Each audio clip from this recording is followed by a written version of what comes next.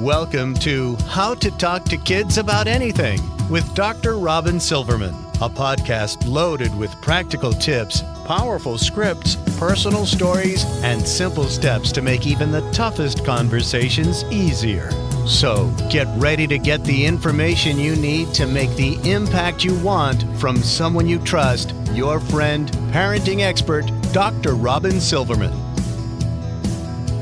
Hello and welcome to How to Talk to Kids About Anything, where we give you the tips, scripts, stories, and steps to make even the toughest conversations easier. I'm so honored to be your host, Dr. Robyn Silverman, child and teen development specialist, author and speaker, and most importantly, parent of two great kids who give me the opportunity to love, learn, and grow every single day, whether I want to or not.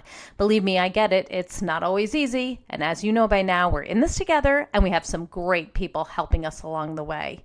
Now, many parents might look at the challenges, irritations, and frustrations of parenting and blame the child, thinking, if I can fix my child, these issues will disappear. But what if we didn't blame the child or ourselves and instead looked at our temporary failures and our stressors as teachers so that we can calm our stress responses in the most stressful moments and have a better relationship both with ourselves and our children? My next guest believes that the perfect place to start is right there in order to break the cycle of reactive parenting and raise kind, confident kids. Now, before we get into my next guest, I want to announce something that I'm so excited about. My new book, my forthcoming book, How to Talk to Kids About Anything, has been handed into my editor and will be ready for all of you September 12th, 2023. Now, I know it seems like a very long while away, but actually it's right around the corner, and I'm going to be really excited to meet you all in person as I travel around the country speaking and doing book signings. And if you are interested in having me come in, please contact our office. You can go to drrobynsilverman.com and contact us and let us know you want us to come in so that we can book it for next year, because we are already booking for August, September, October, November, and even into the following year. I am looking forward to meeting you and working with you on how to talk to kids about anything. Now, my next guest is named Hunter-Clarke-Fields, and she is the Mindful Mama Mentor. Hunter is the creator of the Mindful Parenting course, host of the Mindful Mama podcast, and widely followed author of Raising Good Humans, a mindful guide to breaking the cycle of reactive parenting and raising kind, confident kids. She helps parents bring more calm and peace into their daily lives. Hunter has over 20 years of experience in meditation practices and has taught mindfulness to thousands worldwide. Welcome, Hunter-Clarke-Fields, to How to Talk to Kids About Anything. I'm so happy to be here. Thank you. I'm thrilled to have you here. Before we launch into the strategies and the information that you bring forth, can you tell us what gets you up in the morning and what has brought you to this discussion of how to break the cycle of reactive parenting in order to have that better relationship with yourself and your children? Well, yeah, I mean, those are big questions, but I will do my best. Really, this work does get me up in the morning because I know how much I struggled and how difficult things were for me. And, I was kind of like one of those people who was good at being good at things, like I could get the good grades. I could do a lot of different things in my life. And then I figured, I'd get to parenting and this is how I want to do it. I'd be able to decide how I want to do it. And then that would be that. And it wasn't that way. No. It's obviously so much harder than we thought it was. I just think that having now gone through this journey, I really see that we can transform generational patterns. Like we can see that, our parents had suffering and our grandparents did, and they've passed on seeds to us that some are great and some are not so great. And we now have this amazing opportunity when we become parents to transform those and to create an evolution in the way that we parent. And I really think that, it can transform so many people's suffering and create stronger relationships for life. So, the work really does drive me. Awesome. Well, thank you for that. And I'm glad you are doing this work because parenting is really hard. And we have very stressful days, stressful hours, stressful moments with our kids. Some of us more than others, of course. We get really stressed out and frustrated.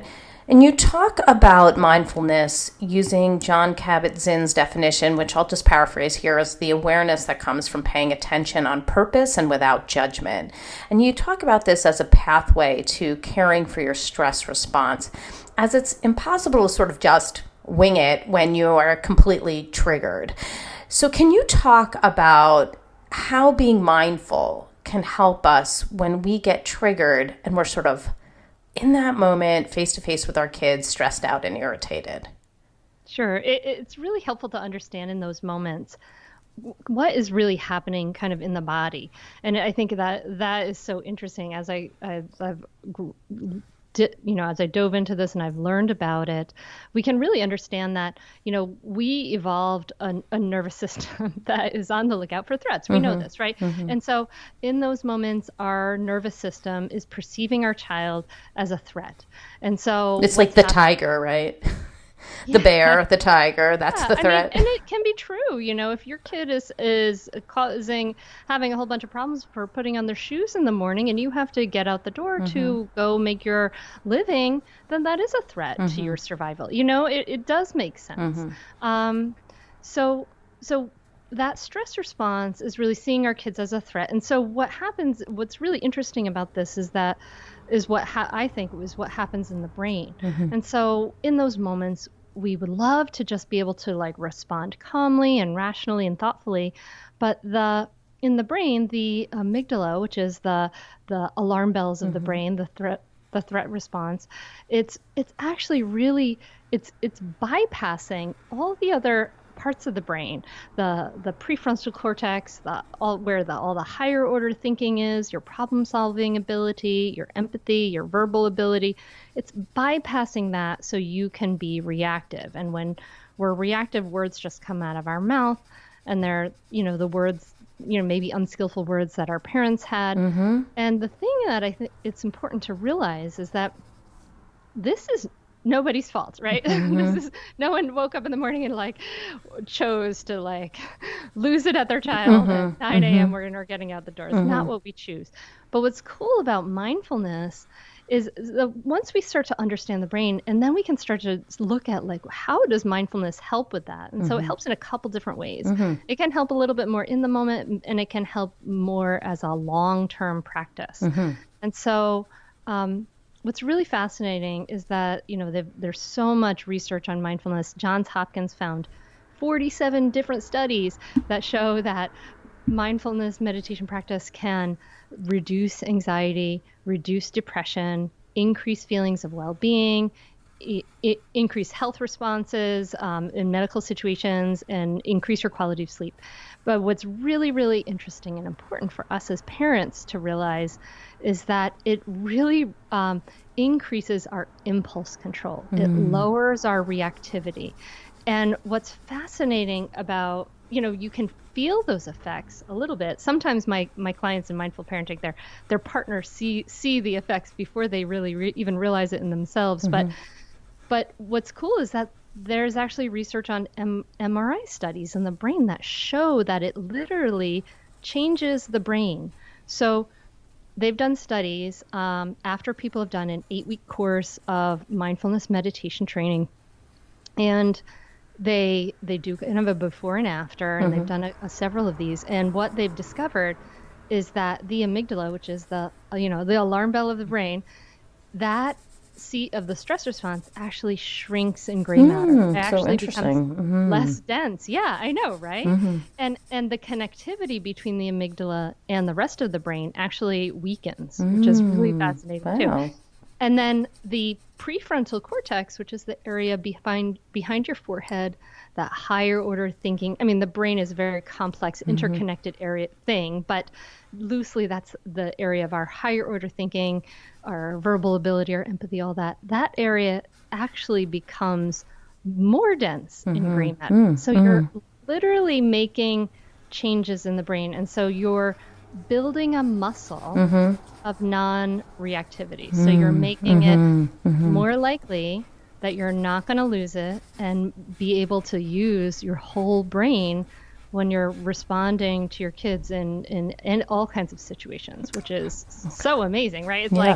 It's like there's 0 side effects and it's like this amazing superpower. It's so cool. It's really, it is amazing. So let's kind of dig in a little bit more to that, and let's talk about those triggers that we can be highly reactive to in a negative way, or we can respond now mindfully and help ourselves respond in a more positive way. So what are some common parenting triggers and reactions to those triggers? And then what can we do to tame them using what you're saying about mindfulness? Sure. I mean, for me anyway, Yeah. I discover new triggers all the time. But for me, of course, our child not listening when we ask them to do something, and maybe doing the opposite of what we ask them to do. Yes. In situations like that, that's when that stress response is like, is bypassing the rest of the brain, right? So we want to actually instead be able to pause and think and say, okay, like what's going on? What need is my child trying to meet right now? Like, what is a better response here? And so to be able to get to those moments and to remain calmer in those moments. So first of all, there's that long-term practice, right? Where we want to build that muscle, because you're not, it's like sending your child into the Little League World Series but not giving them any practice sessions and saying like, go ahead and, you don't have any muscle memory, you don't know any of the skills, but here, go ahead and do this, right? So it's kind of more like you're practicing in the sense that, like, if you were in this situation if you were in this situation, what could we do if we were triggered, or looking back at situations we've already been in and say, what could I have maybe done differently, and then go through those actions. Is that how it works?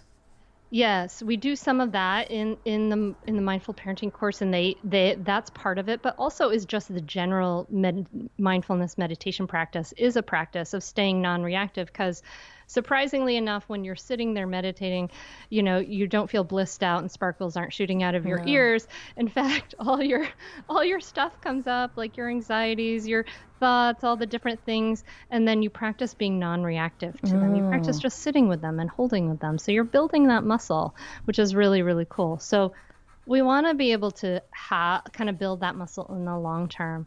But then in the short term, like in that moment, you're still, it's not like you meditate and suddenly you never get angry anymore. But what we can do is we can use the tools of mindfulness to bring us back in that moment. So first, it really helps to understand the brain and understand what's going on with us, and then to start to say, because one of the big mistakes that we try to do is that we say, okay, Dr. Robyn and Hunter, they said I got to stay calm with my kids. I don't want to yell at them. So we try to say, like, I'm calm, I'm calm, I'm calm, I'm calm. Yeah. like faking this calm. And that doesn't really work so well, because then we're just kind of pushing down those feelings until we explode. And so instead, in the moment, we want to acknowledge what's happening for us in the moment. And it can be really helpful to acknowledge that out loud, because then we're doing a couple things. We're helping ourselves calm our reactivity, and we're modeling healthy emotional regulation for our kids. So we can say, I'm starting to get really frustrated here. And that can be in a bell of mindfulness to say, okay, I said that out loud. That means my stress response is taken over my brain. I got to go take a moment. I got to take a few breaths. I got to do something to help me calm down and be more regulated, right? And then our children see that. And you might even say, I need a break right now. I'm really frustrated. I need a break. And you can even just turn your back. You can just sigh it out, shake it out, do those practices that help you to be more present. And sometimes the body leads the mind, and sometimes the mind leads the body. So an instance of the body leading the mind would be, deliberately taking a deep breath into your belly and slowing down that exhale, right? Like, so the body is leading the mind into saying there's no threat present. I can breathe deeply, and it helps us to get out of that stress response. You can also lead with the mind into the body, and you can say to yourself, okay, this is a stressful moment. Okay. There's a couple different mantras I write in the book, and people think different things work for different people. Some people say like, okay, I'm a ninja mom, or something like that. Right. And you had like, he's one years old. Yes. Or I'm helping my child, right? Some of those things, or it's not an emergency. That's really helpful to tell our body, mind system that we're not in an emergency. That's really helpful too. So we can, but it really all depends on us having that awareness of the sensations in our body, the thoughts in our mind, and things like that, and starting to notice, I'm getting really frustrated right now, and using and acknowledging those feelings out loud, name it to tame it. And as we acknowledge them, then we can do something about them. And now let's imagine that, okay, you have great intentions to do all that, and you still like lose it at you're just like mad, right? So I'll share with you, for me, I had discovered a new trigger about a year ago after a movie night with my family. My daughter was 9 then, and my youngest daughter, and she, it's late at night, I want her to go to bed, I'm tired, blah, blah, blah. And she starts laughing at me. Oh, gosh, no. That would send me over too. I get it, yes. Wow. I just was like, oh, man. Because at first I was like, okay, I'm just going to ignore this behavior and just read my book. And then I'm like panting fire as I'm reading this book. Because you're somehow immediately transported to 5th grade when people are pointing and laughing at you and not taking you seriously. It's it's so deep rooted that you can't just ignore it and be like, oh, my child's young and, that's where I am right now. You're not only there, right? You're somewhere else too. Yeah, completely. So in that instance, I was so angry, and, it probably would have helped to just walk out the door, but I was so angry. But there's something you can do when you're in a place like that. Instead of telling your child off, so what I did is I said, I'm super angry right now. I'm so angry right now. And I walked out the door and I walked up and down the street for 20 minutes because totally done that. It took me to calm down. Yep. But that's great because it's so much more, I'm owning my feelings. Right. I'm not saying anything about her. And that's also a thing that I knew about and, kind of had rehearsed in my head in some ways at some point that I know I'm gonna need this, and so it wasn't new, and it was a way to kind of skillfully get through a really fiery internal moment, but not do a ton of damage. That's really helpful, I think, and it's easy to just be, on the one hand, saying, oh, it's my child, or blaming yourself, it's me. I think we've all done that. A more patient mom or more patient dad would be so much better at this than I would be. Or if my child was just more like so-and-so, who seems just so calm and does exactly as her parents say. It's very easy to get into that type of self-talk when all of this is happening. So it seems like the mindfulness piece lends itself to being more productive with your self-talk, but also what I call parenting out loud, where you're actually saying things like, I'm feeling angry, I'm super frustrated right now, and I'm going to go take a deep breath, so that your kids are clued into what's going on in your brain, and you're sort of overtaking it from going in those negative directions that it constantly can find, little pockets of shame and guilt and frustration. Is that correct? Yeah, I think so. I think that as we build a mindfulness practice, we start to see ourselves more clearly, right? And we can, I think, compassion practice is very much included in the book, but I think compassion really starts to arise very naturally as we start to understand ourselves more fully and see ourselves more fully. We start to see our own moments of suffering, and I think that some self-compassion can just naturally arise from that. We see that, it's difficult, it's hard to be a human being on Earth. There's a lot to handle and all this internal stuff. So yeah, it's really looking a little bit more non-judgmentally, with some curiosity, a little bit more objectively at ourselves, and that piece about giving ourselves a soft landing is really really important to even allowing us to sort of grow and learn from the inevitable mistakes we're going to make.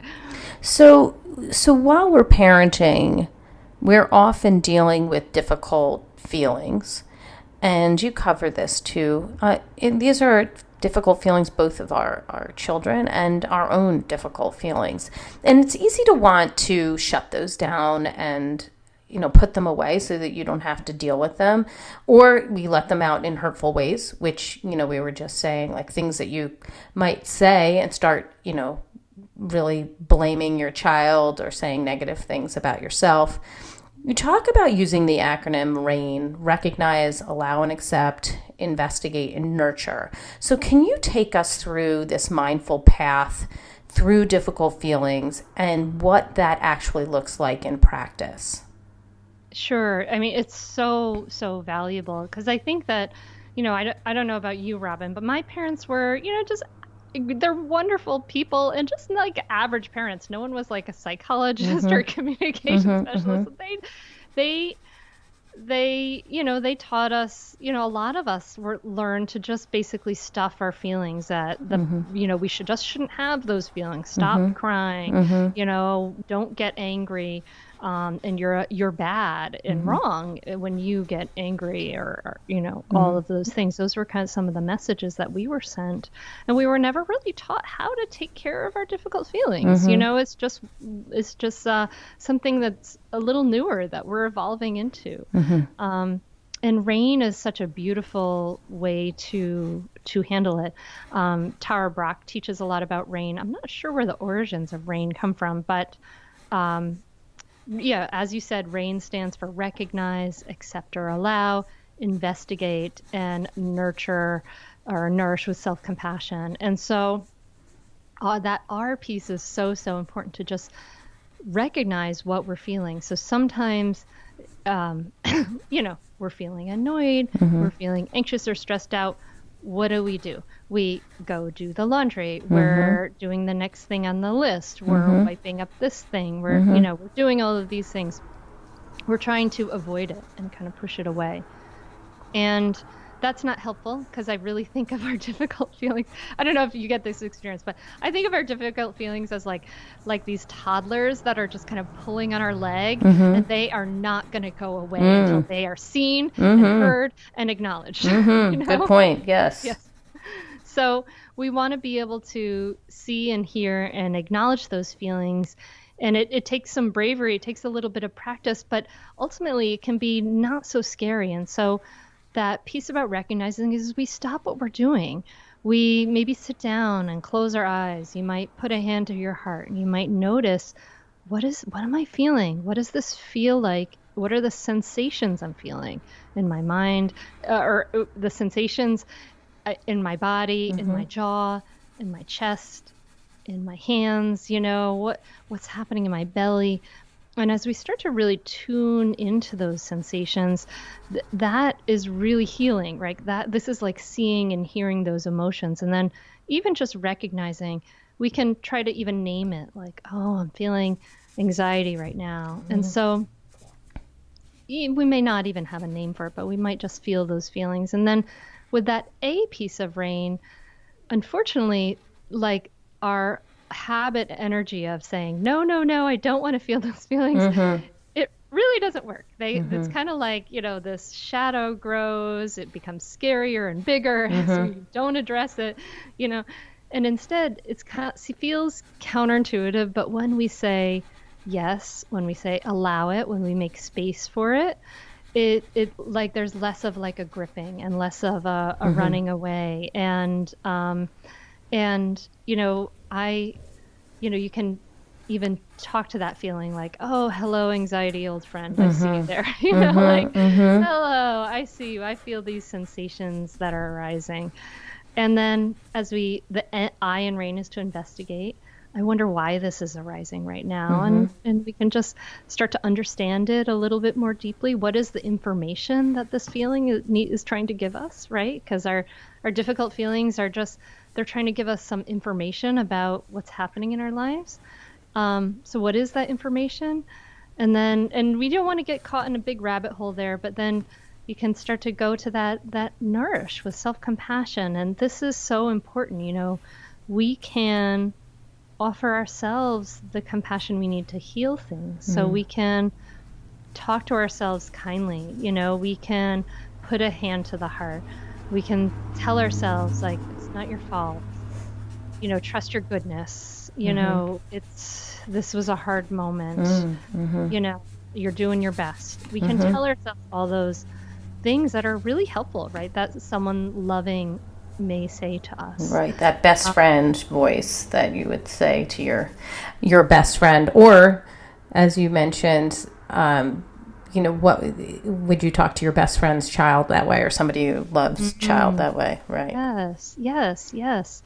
And so this is a I offer this as like a guided meditation, but this is something that after we practice this for a while, it can be really healing. It's not like a one and done thing. You're not like, boom, okay, forever, I'm done.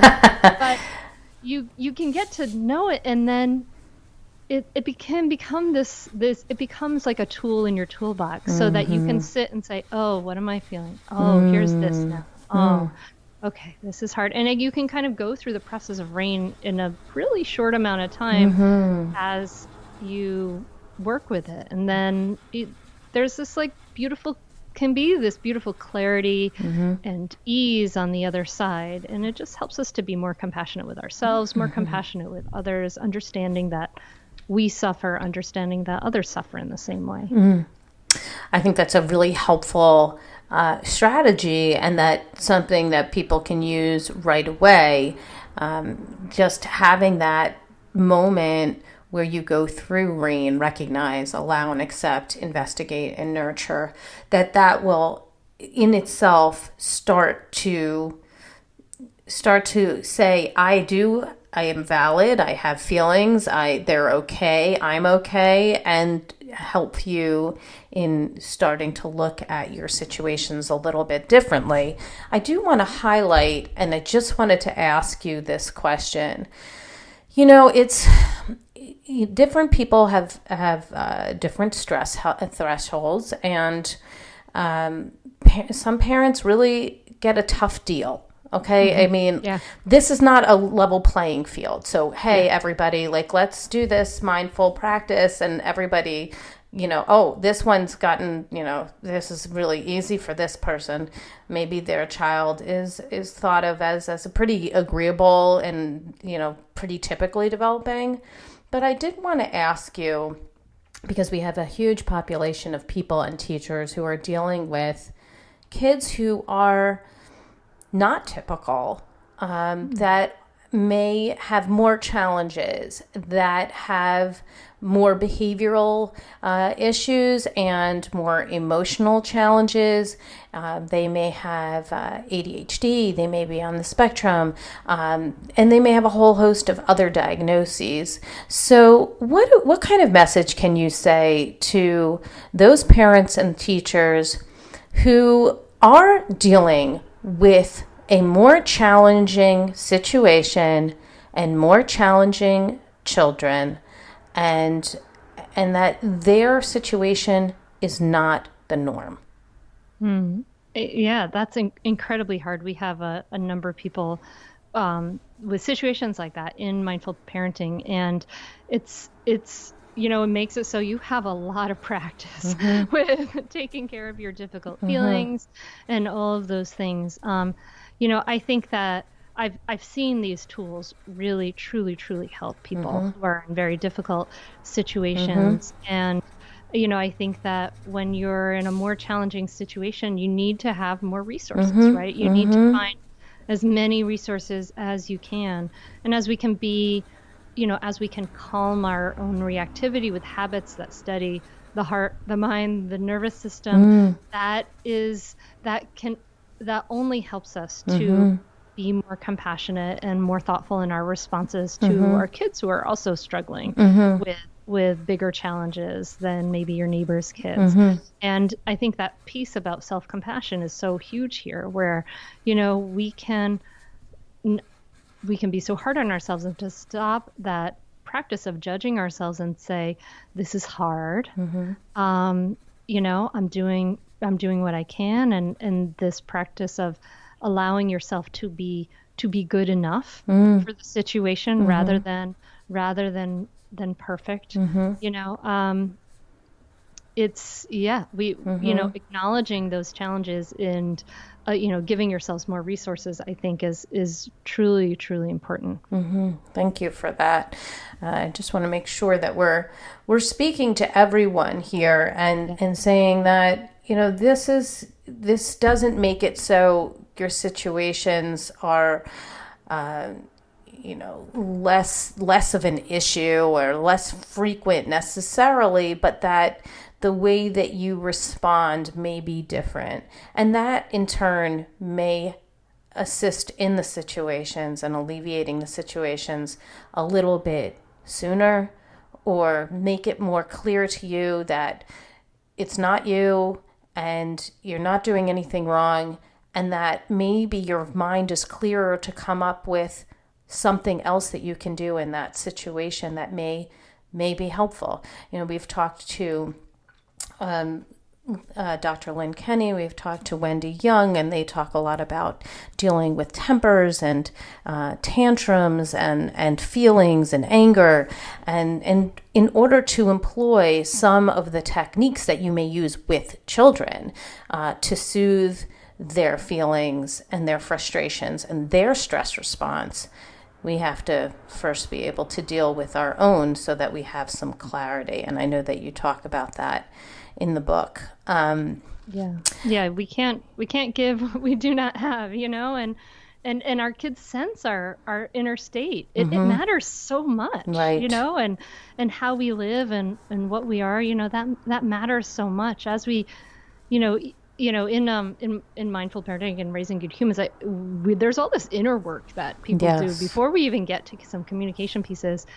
But people start to see transformations in their relationships, even as they just start to calm themselves, as they start to let go of self-judgment, as they start to allow themselves to be human and to calm their reactivity. That can really help enormously, as you bring less tension, less anxiety into a situation that helps people in the room. And it's easy to say something like, I wish my child was different. I wish my child had these skills already. My child's 12. I shouldn't be still dealing with this. My child's 7. I still shouldn't be dealing with this. But at the end of the day, your child at that moment may not have those skills or not be able to employ those skills. So this is something that we can do that can assist in some way. And hopefully through time, that becomes more manageable in some way. I just want to note that we really can see and hear those people who are struggling so very much right now, and just looking for, what can I do that's going to make my child stop doing this or that, or start doing this or that. It may start with you, and as frustrating as that may seem at times, it is a valid thing to do. You talk about our communication barriers, such as ordering and threatening, advising, blaming, name-calling, judging, dismissing. So can we, let's talk about what some of these kinds of things might sound like in a frustrating moment, and then how we can really respond instead. It'll be a section that we sometimes do, which is like, do this or say this, not that. So let's say your child, not that this has happened in my house. Let's use... Actually, today, let's say that your child eats something in the kitchen. I bet you my husband, if he was listening in, he'd be like nodding his head. Let's say your child eats something in the kitchen, then leaves their plate or bowl or spoons or box of cereal, whatever else, just exactly where it is, and just gets up and moves on with the business of the day, even though you've said like 100 gazillion bazillion times already, like, please just pick up your plate and put it in the dishwasher, pick up your shoes, pick up your like, we've had these conversations. So what is some of the communication barriers sounds like in those moments? And then let's sort of turn it on its ear and talk about what we should be or could say instead during those moments, because I think that will be really helpful to people. Are you like looking into my kitchen? Because this is like the same situation that's happening. Yeah, I mean, literally today, and like pretty much every day. I find it completely bizarre, but then at the same time, I guess I'm sure I did that. I guess I did, but like, they eat something and then they just get up and this walk away. It is mind-boggling to me. And so just like window into Dr. Robyn's house, child development specialist, and Hunter's house, who is coaching about this. Still happening, everybody. Still totally happening. So yes, I'm looking at your kitchen and my kitchen. What we do. It's so funny because this morning my daughter made she likes to make she made last night's leftover pasta for breakfast this I've morning. totally seen that with my daughter too. Mm-hmm. And it's interesting how we can kind of hone in on the negative. We have this negativity bias because I did not acknowledge or even notice until later that she had also sliced a bunch of cucumbers and eaten cucumbers with her pasta, which we've been encouraging her to eat some more vegetables. Right. And I didn't even notice that. I did notice the pasta splattered in the microwave, sauce splattered in the microwave. So this is a very real time. It's real. It's real. Yeah, my daughter made herself lunch, which I do really appreciate. And again, like, let's look at the positive, that she like went downstairs, like did it herself, like made herself her own lunch, but then left the bowl. There was like a little rice sort of scattered, and didn't pick up the spoon. Like, yes, very frustrating. Mm-hmm. It takes a lot of repetition, but some of the things that we do, that aren't helpful are, as you said, those communication barriers. So giving an order in that situation is not helpful. Whether you're 2 years old or you're 12 or you're 90, nobody actually likes to have orders barked at them. Which is like what we would totally go to, like pick up your bowl, right? Like absolutely, yes. So that causes resistance, that causes resentment, especially when we use it a lot. Like if you're 2 years old, your whole life is like orders. Put on your shoes, put on your jacket, brush your teeth, do these things. Because you think you're being like directive and clear, but an order is simply still an order, even if it's short and sweet. Yes, exactly. And we don't want to use like name calling or, oh my God, you're such a slob. Like that just is not going to be helpful. Like, no. I'm not going to be like, oh, I am a slob, Mom. Thanks for pointing that out. Now I will rectify the situation. Yeah. So those things aren't helpful. Though we do them. It's helpful to, we do tend to talk to kids in this kind of like a really rude way that we don't talk to other people in the population. And we would hate for them to speak to us in the same way. I know. And it's tough because we have to teach our kids life skills. So we have to, we're in this position of, we don't want to, help them out all the time because we'll just get sort of walked all over with that. Exactly. And they won't learn to do those things themselves. So we know that it's not loving to always, if it was like your mom or your grandma who did that, you would have just been like, oh, grandma, and you would have cleaned it up for them. Oh yeah, you wouldn't even think twice about it. You would just Wouldn't even do it. think Yes, twice about of course. But grandma has the skills, man. She has the skills. Yeah, you would assume she just forgot, but we know that's not really the case with our kids. So it's really frustrating. So we want to then, I think some of we talk about then speaking, using an iMessage and speaking from an iMessage. And I talk about, an iMessage that has 3 parts in Raising Good Humans. And it's, we want to describe the behavior. We want to talk about how that affects us and how it makes us feel. And we can also just use one of those parts. Sometimes that can be helpful. You might say, cereal bowl. That might be enough, right? As they're like leaving to be, and you might get an eye roll, but they may go back and like put their cereal bowl away, right? Right. So generally we want to think about first, if I were saying this to somebody like my respected grandma or like an adult, how would I say it? Or to my husband? This can be very helpful. Like, hey honey, looks like you forgot your cereal bowl. So we might just say something like that. Or would you mind making sure the kitchen's cleaned up before you leave? So we can start off with this like more polite language. Just imagine, how would you say it to, your Aunt Sally? Right. Okay. So, hey, would you mind making sure the kitchen's cleaned up? And then leaving it at that, giving them a minute or two, giving them some time to get it done. And so say they still haven't got it done. Right. Because they're not your Aunt Sally. They're still a child, and they're still not wanting to do that. Can't you just do it for me, Mom? I know. Oh, so I'll get it later. Like the instance of the splattered spaghetti in my microwave.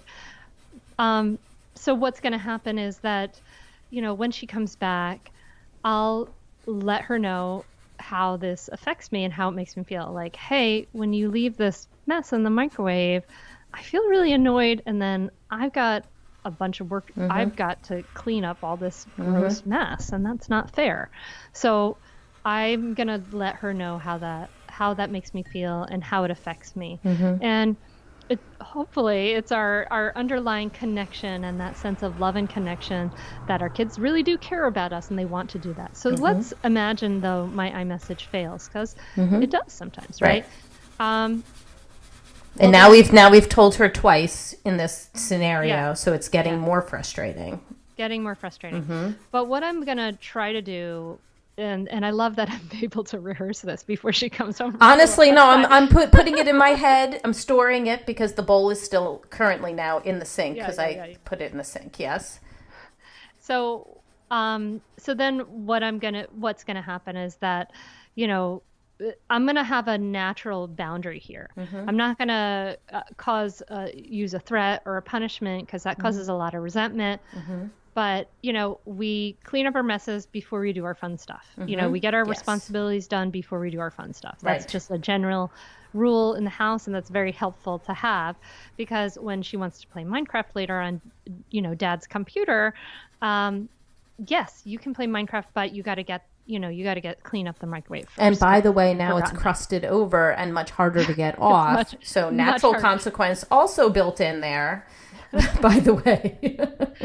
Yes. And so, but if something like this, happens a lot, then we might want to have sit down and have a conversation about, I talk about a win-win problem solving session. Like, okay, we've got a conflict here. We've got the problem.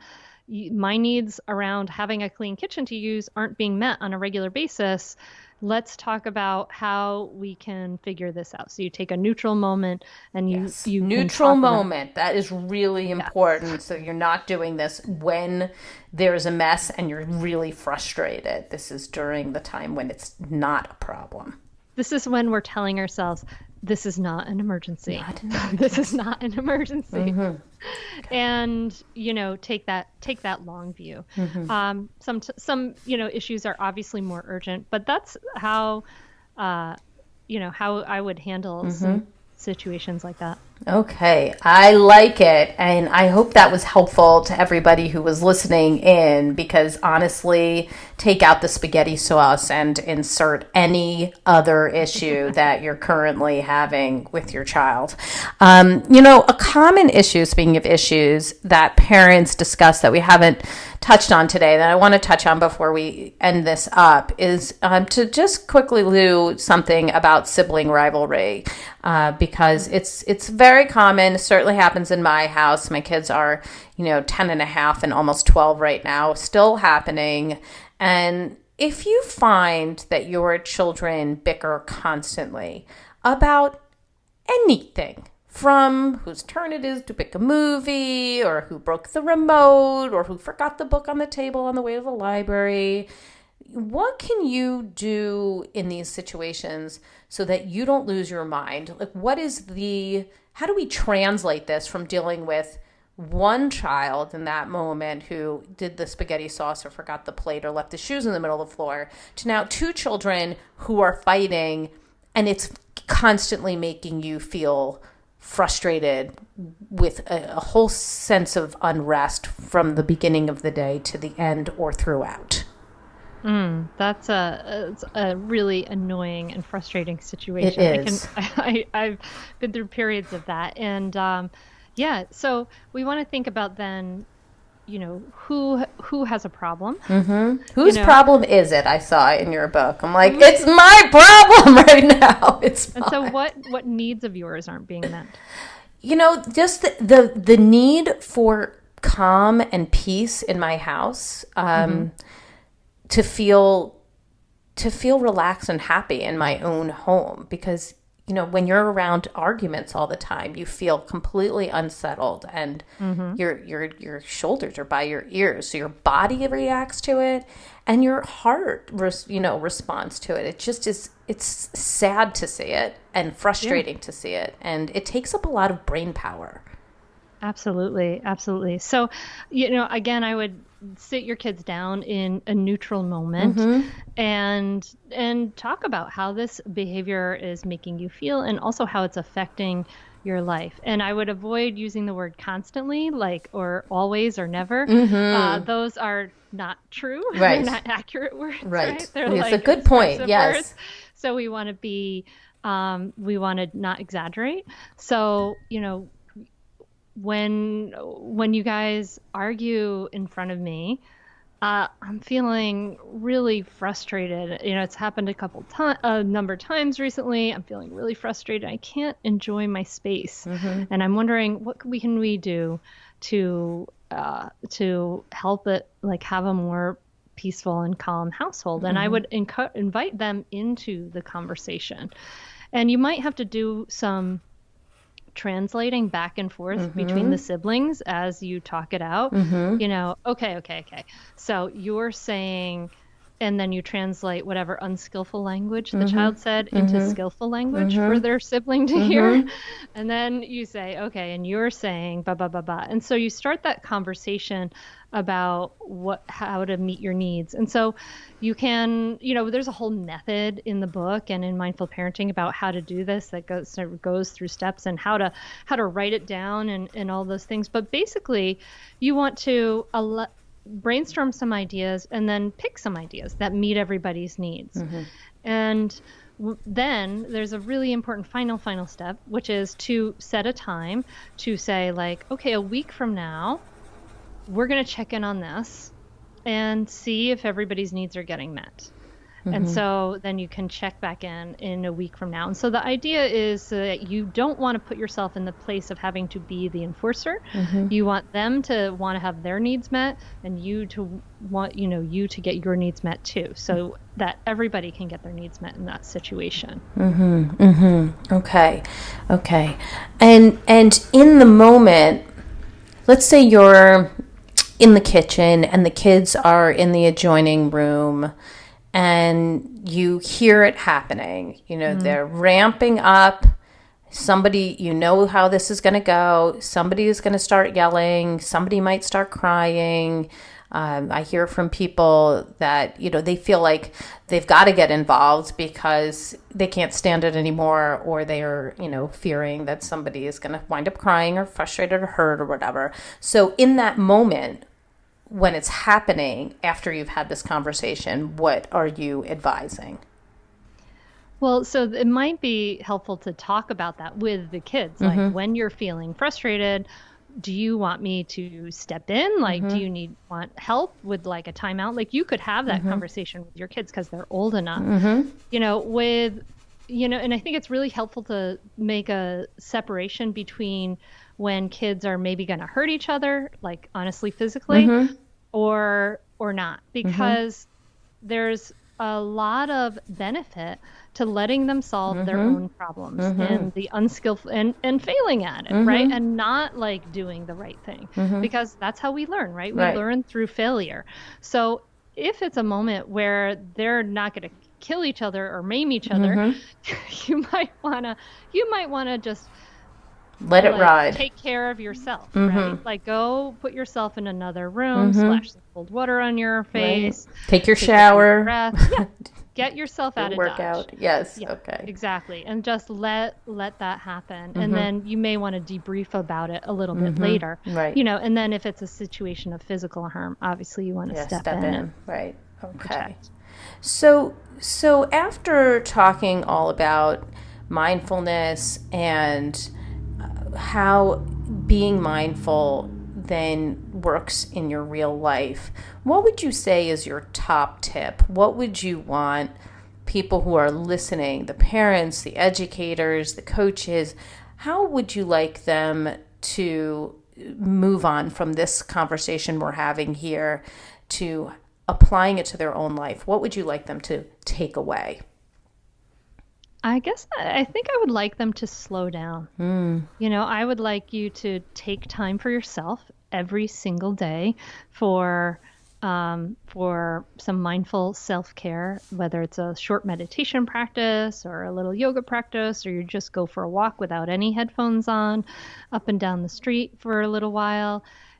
Take some time to yourself, because you cannot give what you do not have. And if you don't have calm and peace within, you're not going to be able to give that to your children. So take some time for you. Your needs are just as important as your kids.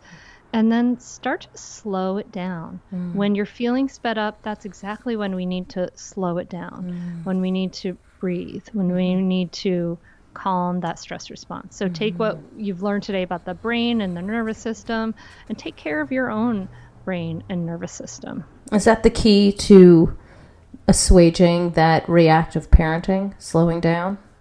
It's one of them. Absolutely. Yeah. Slowing it down. When we're in a hurry, it's interesting that anytime you're in any kind of hurry, your nervous system perceives that as a threat, because why would you be hurrying unless there was a threat around, right? It makes sense evolutionarily. So slow yourself down and slow down with your kids so that you can be really present with them, right? So that you can really see them, really hear them, be curious about them, rather than the labels. Be curious about who they are today rather than who they were yesterday. And give us the resource of the week. Where could we go to get more information about you and your book and the work you're doing? Sure. So you can learn more about mindfulness. Since this is an audio format, I have an audio guide for you to do. It's called the Mindful Mom Guide, and you can find that at mindfulmomguide.com, or everything is at Mindful Mama Mentor, and the book Raising Good Humans is anywhere books are, and it's in audiobook form and all of that stuff. But you can go to mindfulmamamentor.com and find links to most of everything. Excellent. Well, I want to thank you so much for joining us today and sharing all of this great information. I think we all really appreciate your solutions like RAIN and really being present so that we are aware of our feelings and value our feelings and know that time for ourselves is extremely important so that we are able to give our time, the best of our time, to both ourselves and to our children. So thank you so much for being on the show today. Well, thank you so much. It's been a real pleasure. And thank you for what you're doing. I mean, you're doing great work. Oh, I appreciate in this that. evolution. So thank you. Thank you. Thank you for that. Well, I've got my takeaways, and sweet friends, I know you have yours, so let's discuss them. Come up on Facebook. You can go to the Dr. Robyn Silverman page, or let's chat about it at drrobynsilverman.com or twitter.com/Dr. Robyn. I'm also on Instagram under Dr. Robyn Silverman. And if you love this podcast like I did, I hope you'll go up to iTunes and rate and review it. I cannot tell you how much those 5-star reviews really boost the ability to get the podcast out and get exposure. We are almost breaking through 2 million downloads with your help. I know we can get to more and really help as many people as possible. I just want to thank you for your listenership and for being part of this fabulous family and really getting this podcast out to as many people as possible. And don't forget, the How to Talk to Kids About Anything book will be out September 12th of 2023. Woohoo! That's all the time we have for today, my fellow parents, leaders, and educators. Thank you so much for tuning in to How to Talk to Kids About Anything. For more information on books, articles, speaking engagements, or curriculum, please visit drrobynsilverman.com. There's so many great podcasts up there, and the show notes to this podcast will be up there as well. I look forward to weathering the storms and enjoying the sunny side of life together. And please remember, even on the days when you fall short, you've got this. I am guessing that you heard something today and you were thinking back, I should have done this, I should have done that, I should have responded this way, I shouldn't have responded that way. Don't do that to yourself. This is not what this is for. You are here and you are getting the information you need at this point. And remember, you can always have a do-over. Parenting is the ultimate do-over. And I see you and I'm right there with you. And as there are moments when we doubt our know-how, our choices, and our sweet sanity, please know you're 10 times the parent you think you are. Until next time, this is Dr. Robyn Silverman with How to Talk to Kids About Anything. Please tune in again and keep connecting through conversation. See you next week. You've been listening to How to Talk to Kids About Anything with Dr. Robyn Silverman. For more information on books, articles, speaking engagements, or curriculum, please visit drrobynsilverman.com.